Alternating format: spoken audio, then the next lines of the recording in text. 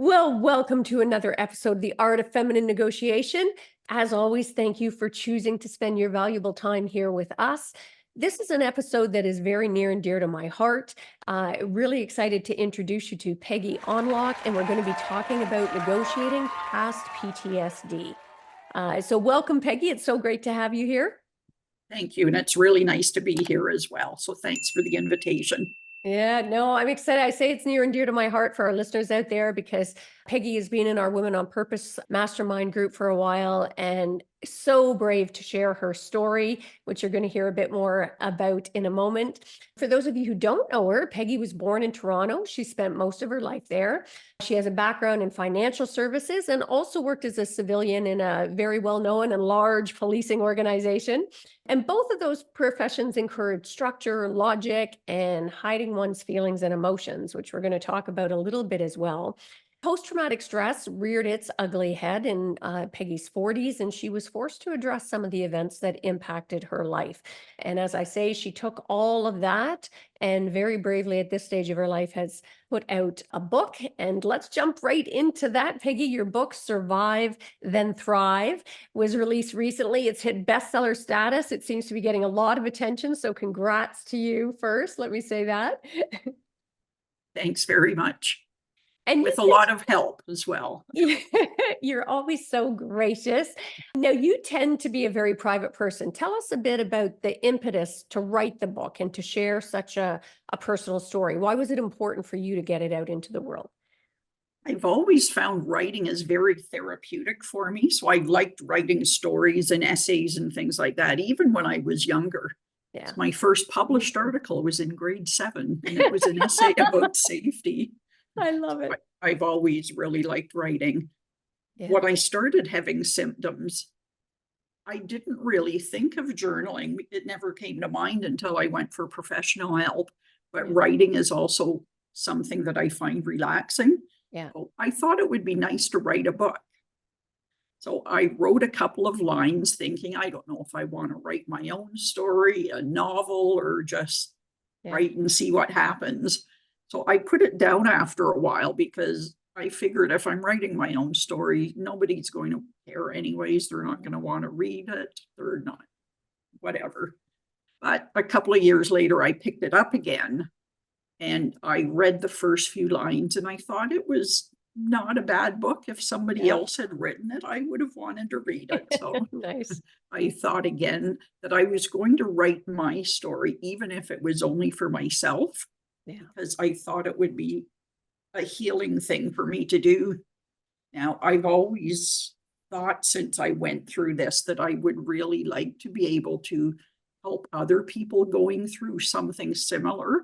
Yeah. Because the one thing I found the most challenging is it's a very lonely place to be. It's a very confusing place to be. And it was really helpful to hear other people's stories and even to write my own and go back and read it after a while. And that helped make sense out of it all.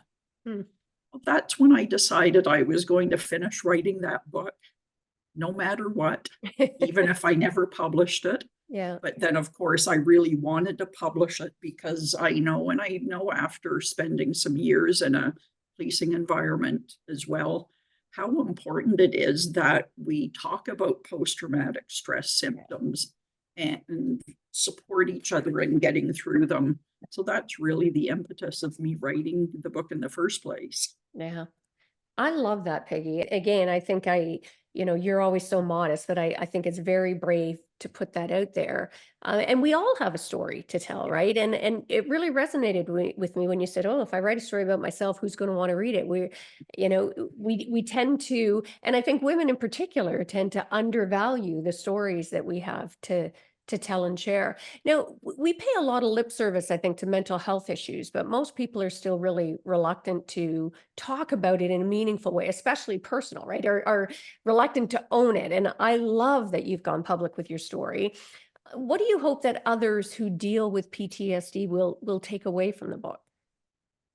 I hope people, especially people with PTSD, recognize that they have got a great strength to be able to go and ask somebody for help, because the reason they've got the post-traumatic stress in the first place is because they've gone through some horrible, horrible circumstances.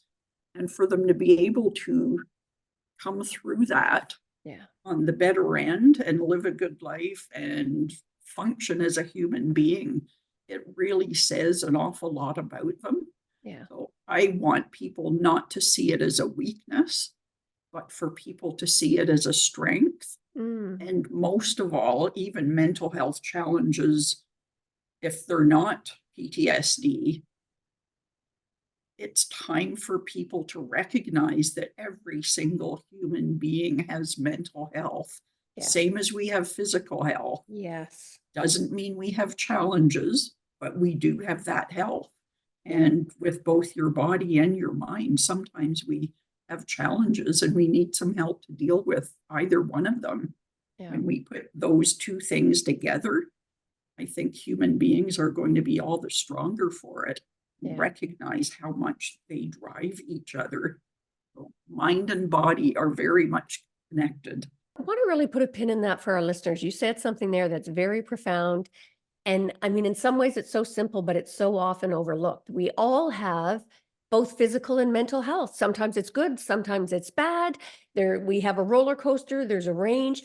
And yet we're never afraid to talk about the fact that, if you've got the flu or if you break a leg, and yet mental health, whoa, everybody pays lip service to being very supportive, but nobody wants to talk about their own mental health or that of the loved ones in their life. And we certainly dealt with that when, one of our kids had, was diagnosed with a serious mental health issue. And I've been very open and public about it. And he's been very transparent about it. But oh my gosh, my husband was really resistant. Did you find some hesitation, Peggy, in coming forth with that? Or did you recognize early on that, hey, we need to normalize this conversation?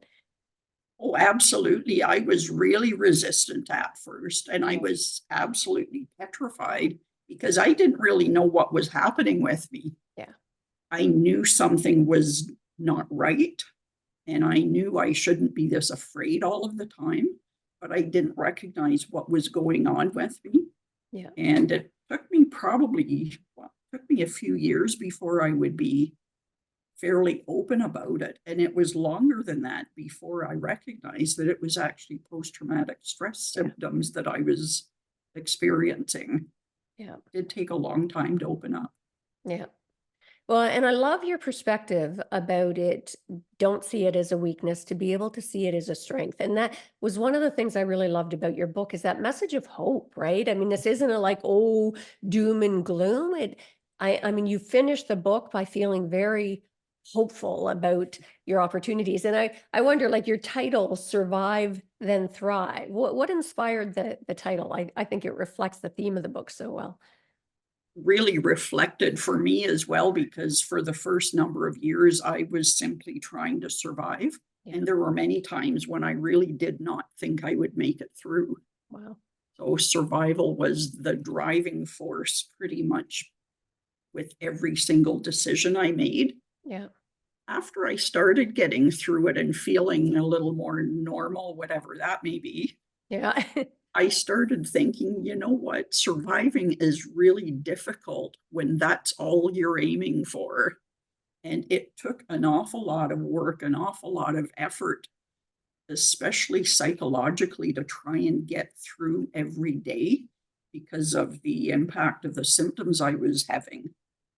So surviving was good. Without that, I would not be able to move past any further. But I always wanted to do certain things. Writing was one of them. Working and retiring and getting to do things afterwards was another thing that I wanted to do. So to me, thriving wasn't so much being able to accomplish specific goals, although they're there as well, but I just wanted to be able to get past the survival stage and live a really comfortable, peaceful life and not have to go through all the worry that I did during those number of years that the symptoms were Yeah. pretty rough. Yeah. That is a powerful message, Peggy. I mean, that about where we set the bar, right? And again, for our listeners, I really invite you to take that message to heart. I mean, when we set the bar really low in life, which we often do when we're facing adversity, right? It's like, just get through this or just have this. That's a very low threshold, which does not inspire a joyful life. So I love that messaging that you recognize and that you're encouraging others. Hey, don't just seek survival, right? Look for Yes. something more for that. I think that's a beautiful, beautiful message. Now, as someone who doesn't suffer from PTSD, I must say I still really find your book very helpful. It opened my eyes to the issue, I mean, of dealing with adversity generally, which can help everybody, and also how to better deal with people in my life who do suffer from PTSD. And I wondered, was that your intention? And, or, what benefits do you hope that this book will bring beyond people who suffer personally with PTSD? Think it was a better understanding of mental health challenges as well, because I think there's other illnesses out there as well that Yes. have very similar symptoms. With mine, I recognized the post-traumatic stress end of it because of people I had been around over the years. I've got relatives who were in the military. I don't know that any of them had full-blown Yeah. PTSD. I doubt if they did, but I recognized myself through some of the things that I had experienced with them. So it was an absolute eye opener for me that it's, I always heard that PTSD was something that soldiers have Yeah. when they come back from war. Yeah. It never occurred to me that anything I had gone through as a child or as a young adult would have made that my reality as well. Yeah. So it's something that it took me a long time to be able to accept it. And there was a time when I didn't want to know if I had PTSD, Yeah. even though in the back of my mind, I thought, that's really what this sounds like. Yeah. Because by that time, I was I was going for treatment, I was starting to recover. And fortunately for me, my psychologist was absolutely wonderful and didn't want to put a label on me. Yeah. So years afterwards, I had asked her, I said, "Is it PTSD that I had?" And she said, "You have been treated for PTSD symptoms and you are recovering or recovered." Yeah. So that was what I wanted to hear. Yeah. So I think with the confusion in your mind when you have PTSD sometimes, if I had have been told earlier when I was experiencing some of the Yeah. worst symptoms, I would have actually felt like my homeland was at war and I did not want that to be my reality. Yeah. And at the time, I didn't even think it would be a possibility. And quite honestly, I still think it's pretty slim that Canada would ever get to the place where we have all out rebellion and war like they do, like we see in other countries Yeah. right now. So it was a real eye opener for me. Yeah. Well, you raised quite a few interesting points there. I mean, one is our tendency as humans to minimize our own experience, right? Like, oh, other people suffer this, but mine doesn't reach that level, right? Mine was somehow less than, Yeah. and then we end up minimizing our experience. But also, the other thing that really struck me in what you're saying, Peggy, is about the labeling, right? I mean, people are we don't want to be labeled because there's still stigma, as I say, we pay Yes. a lot of lip service, but there's stigma and we've got to do something about that.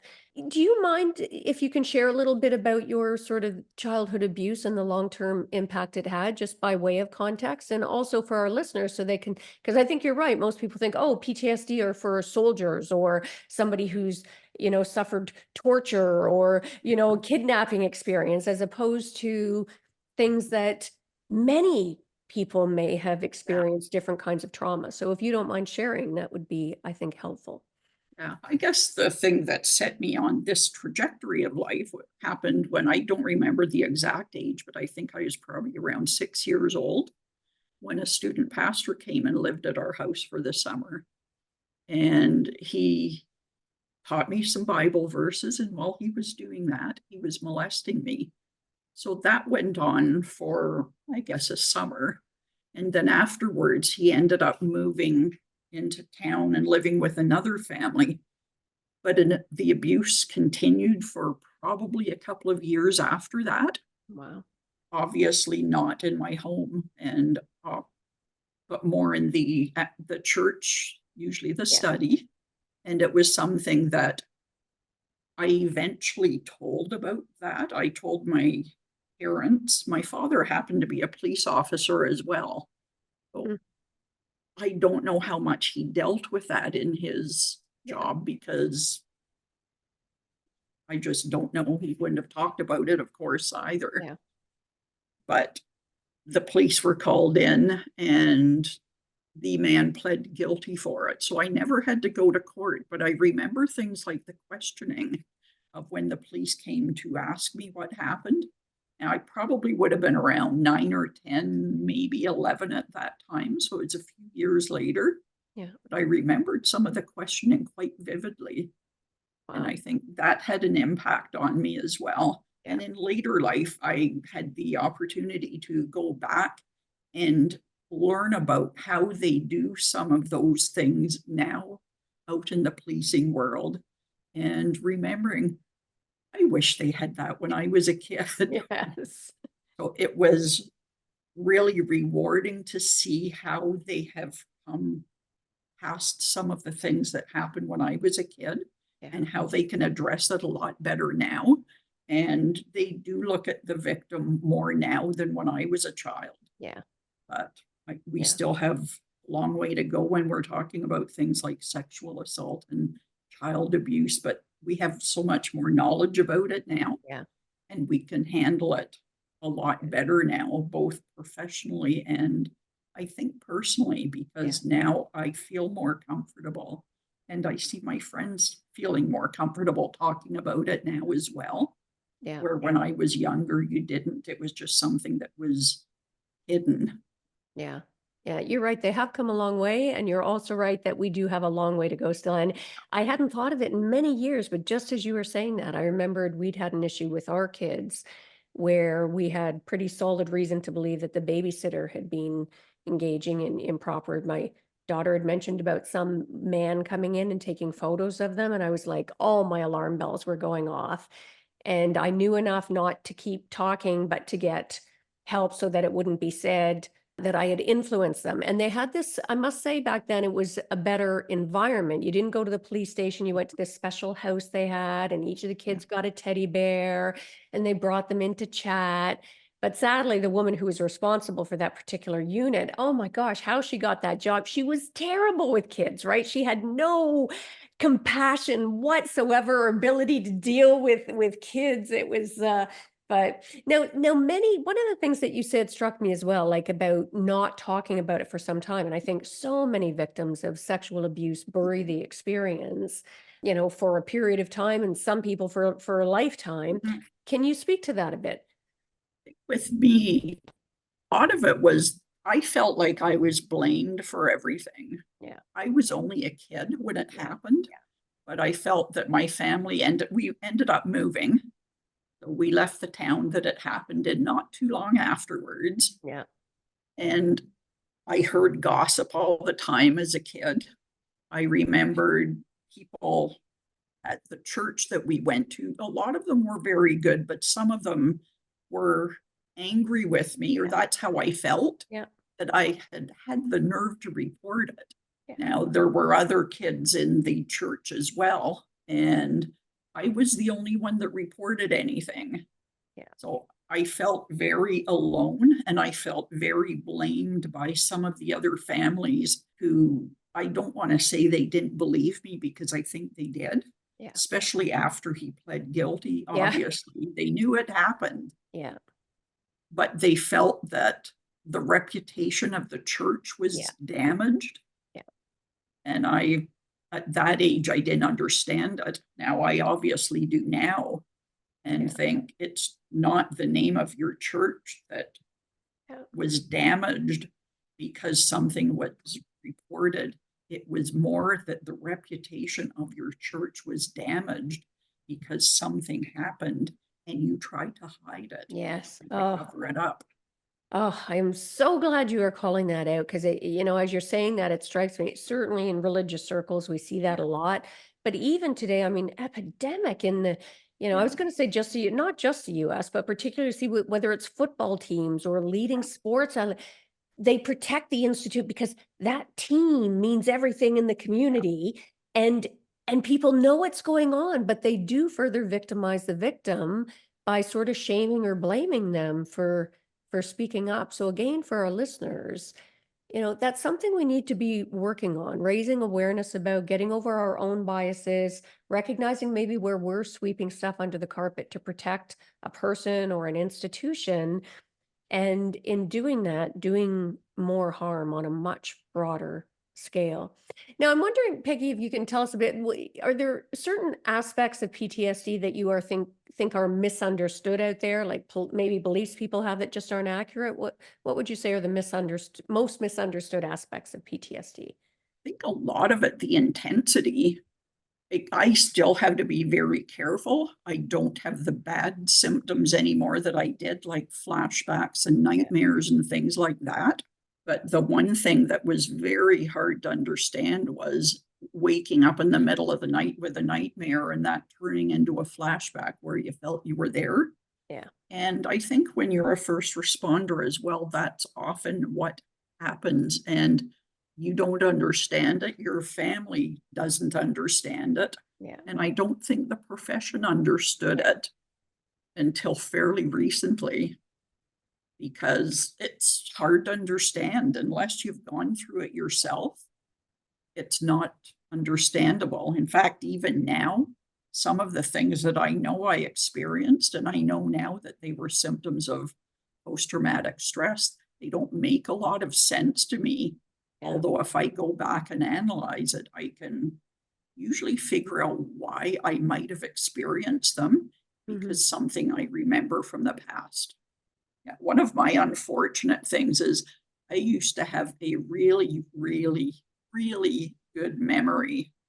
I, I would remember almost absolutely everything. Like when I worked in the bank, I could remember customers' account numbers when they came in. Wow. They wouldn't remember their own, but I would remember them.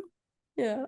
So with the memory like that, it was almost like a steel trap, just grabbing at the information, and it Yeah. would come back at the most inopportune times. And it was really scary.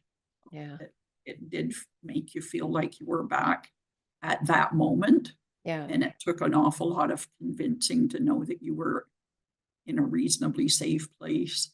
Yeah. I What think, that's an interesting awareness. Something that would normally be a skill for you in that circumstance was became a curse, right? It's yeah, oh, gee. Now you mentioned about the financial services and the account number. So you've got a background in financial services and also in policing.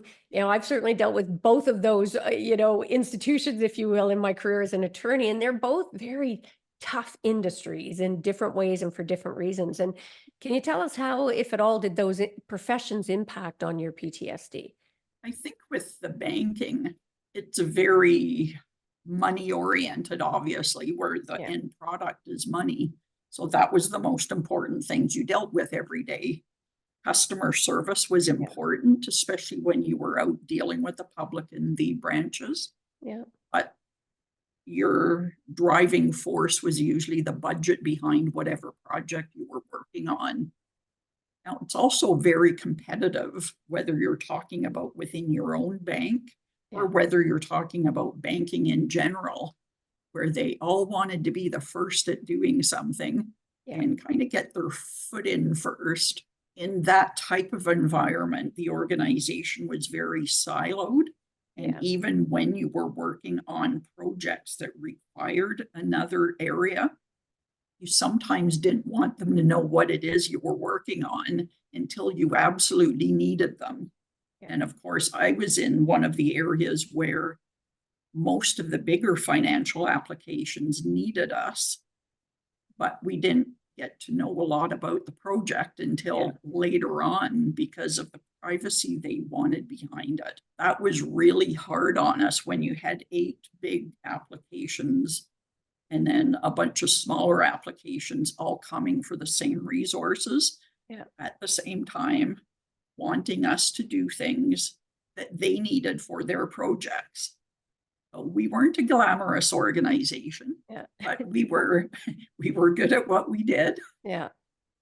but we And often didn't have the chance to do the planning that you normally require for a technology application because you'd be getting all of these last minute requests. So I think even in an environment like that, people's like they get stressed, they get stretched way too thin. And after a while, that starts to really impact the working relationships between people as well.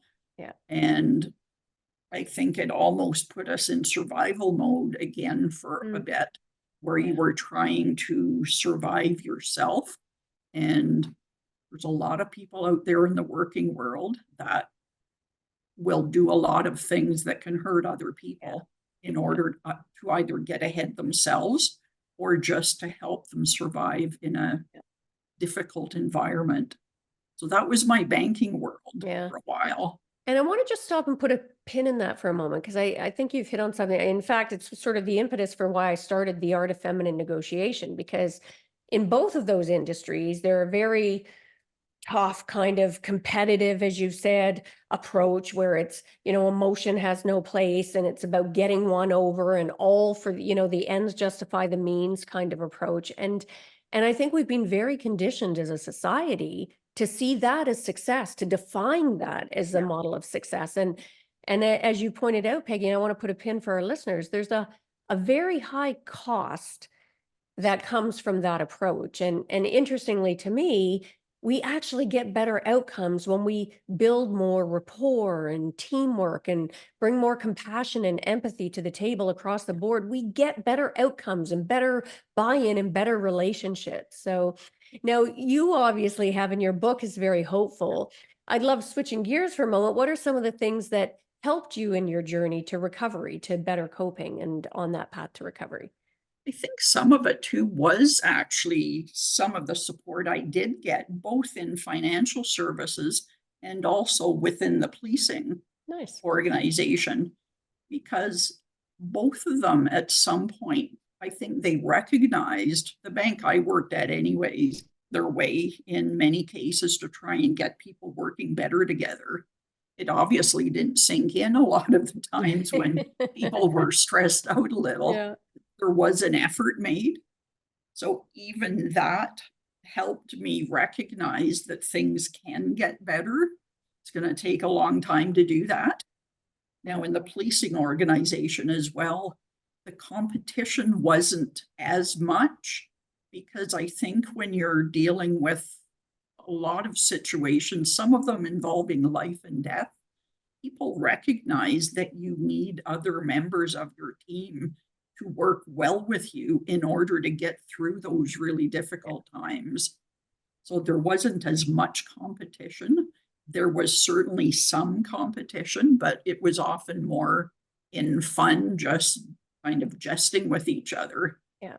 But there was a different type of support, and people recognized that there were challenges that they were going to face every day in the professions that they chose.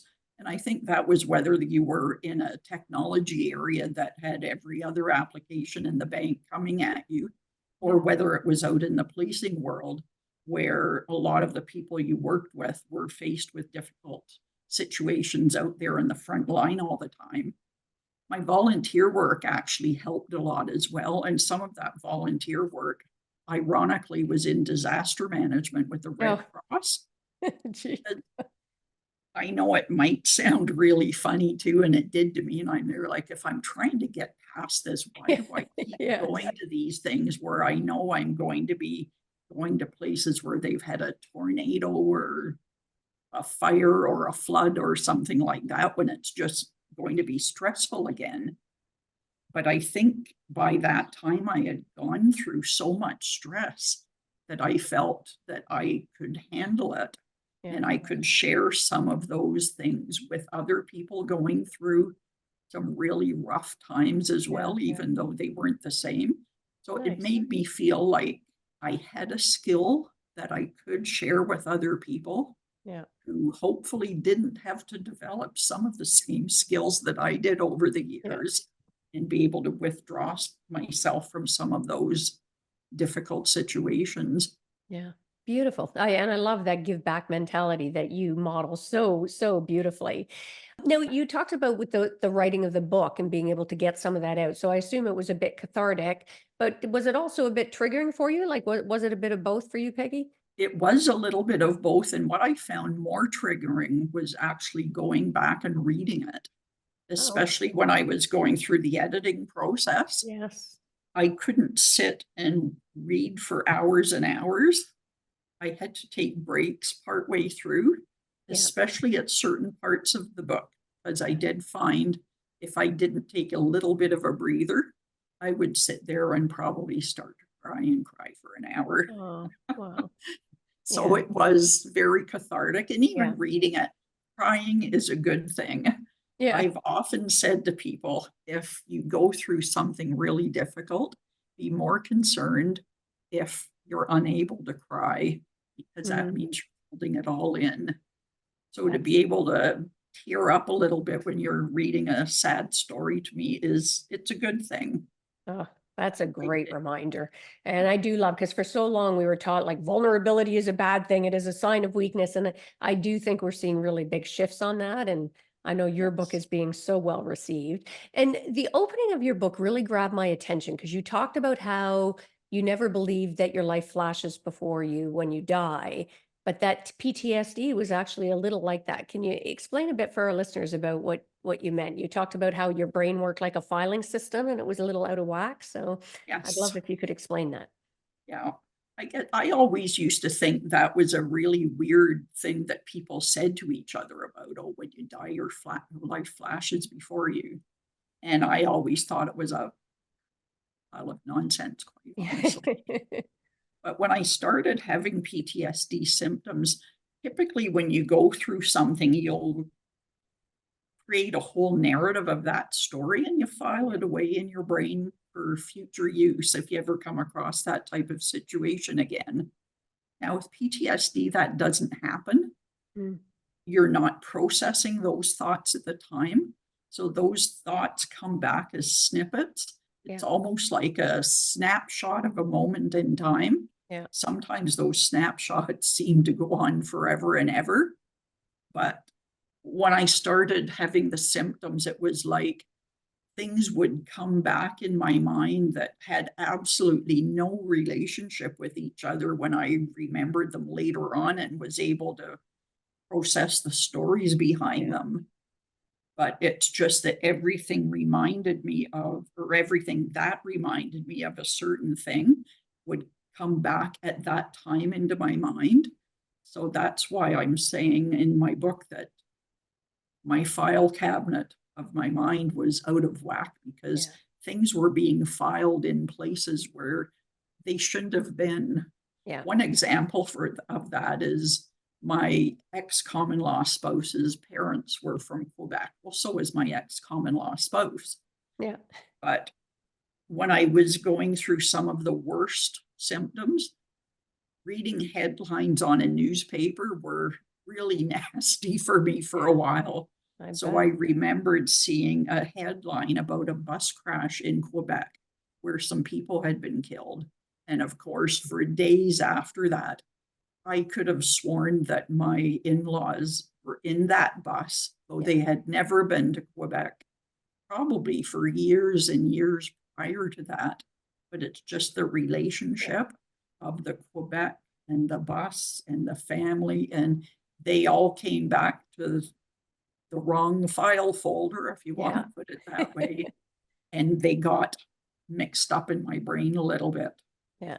I love that you shared that. Like that, I found that very insightful for like for me as the reader. Without PTSD myself, it gave me an insight to dealing with loved ones or people in my life who are, because sometimes you see somebody who seems to react disproportionately and you don't understand it. So I Yeah. thought it was beautiful how you shared some of those examples. So we can show up with more empathy. So Yeah. for any of our listeners out there, I recommend you check out the book, because if you're dealing with somebody in your life who has PTSD, it'll give you an understanding.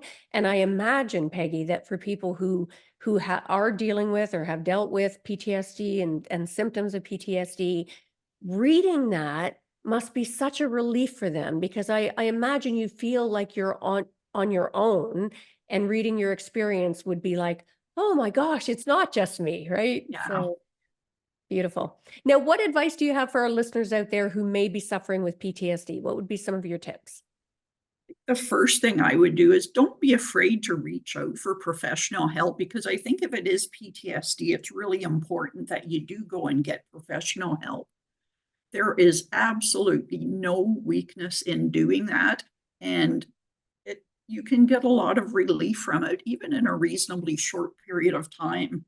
So for me, it was well worth it. Yeah. Now, that being said, I did go to several people before I found a psychologist that I was Yeah. getting treatment from her for well over 20 Yeah. years. So it does take some time sometimes. But another thing I would recommend that you can do at home is give yourself permission to feel bad and to feel confused about it, because there's no question it's a very confusing injury or illness. So it's something that, don't beat yourself up. I was my own worst enemy for a number of years because I just couldn't understand what was going on. Yeah. And I just beat myself up Yeah. endlessly over the whole thing, thinking I was going crazy.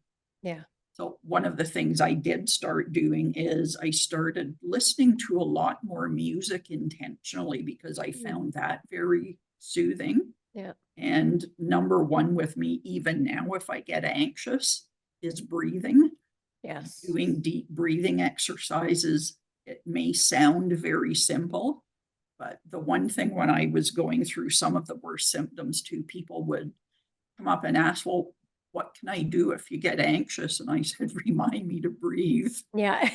And they kind of look at me saying, okay, Yeah. because you really do, when your breath starts getting disproportionately quick, or Yeah. you start breathing too quickly, Yeah. your anxiety just goes up.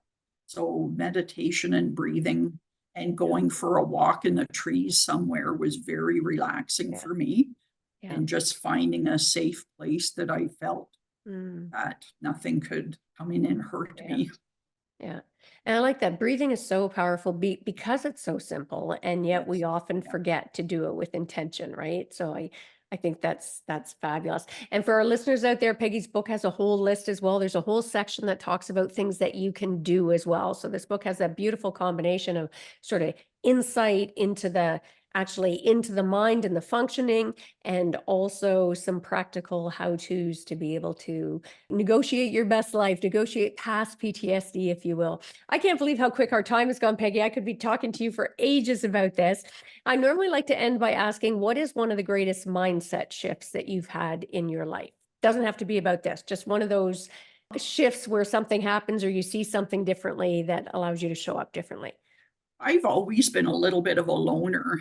So I think going through this, both writing the book, reading the book, and being with people who have similar interests, it taught me that being alone all the time isn't a good thing.